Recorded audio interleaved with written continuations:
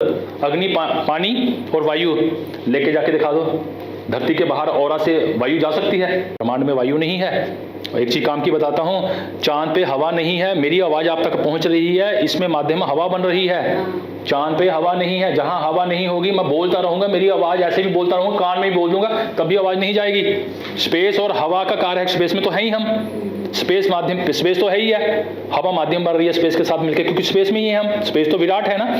तो मेरी आवाज आप तक नहीं जा पाएगी क्योंकि हवा नहीं है। तो पृथ्वी के 3 ब्रह्मास्त्र कौन? जल, अग्नि, वायु, 3 ब्रह्मास्त्र। इसको बाहर नहीं लेके जा सकते।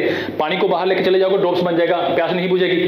तो ये ब्रह्मास्त्र लेके जाने इतनी आसान नहीं है। तो ये बकवास लोग जो कहते हैं ना कि मैं मोक्ष ले लूंगा, कोई मोक्ष नहीं मिलना, यही धक्के खाने हैं। कुदरत कहती है कि तेरी आत्मा को निकाल के दूसरे में डाल दूंगी। कभी तूने कभी दरख्त बनना है, कभी सीमेंट बनना है, कभी सरिया बनना है, कभी कार बननी है, कभी लोहा बनना है, कोई मेटल बनना है, तो यही घूमता रहेगा वो। ऋषि मुनि जो थे हमारे, तो वो मोक्ष कोई नहीं मिला, तो उन्होंने द्वारा जन्म लेके, अब जो लोग हाईटेक हुए पड़े हैं ना, तो वही हैं, बार बार रिपीट होते रहते हैं, ये चलता रहता है सिस्टम।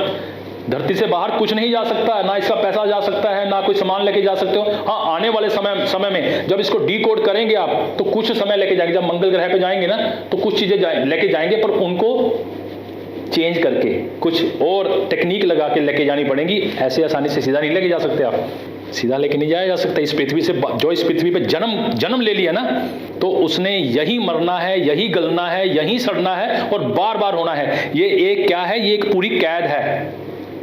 इस कैद में जकड़े गए, पृथ्वी का ही हिस्सा हो, पृथ्वी भी जन्मे हो, पृथ्वी का ही खा रहे हो, पृथ्वी ही नर्चर कर रही है, तो पृथ्वी मेन पहले मदर अर्थ है, वो जाने नहीं देगी। जैसे एक एम्प्लॉयर अपने बेस्ट एम्प्लॉय को जाने नहीं देता ना, तो कुदरत कैसे जाने देगी? कुदरत कुछ नहीं जाने देती। हड्डियां यहीं सड़ जाती हैं, मांस यहीं सड़ जाता है, बॉडी यहीं सड़ जाती है, यहीं दफन हो जाता है। उसमें से आत्मा निकल के फिर दूसरा शरीर धारण कर लेती है। और मुझे पता है आत्मा कैसे बनती है।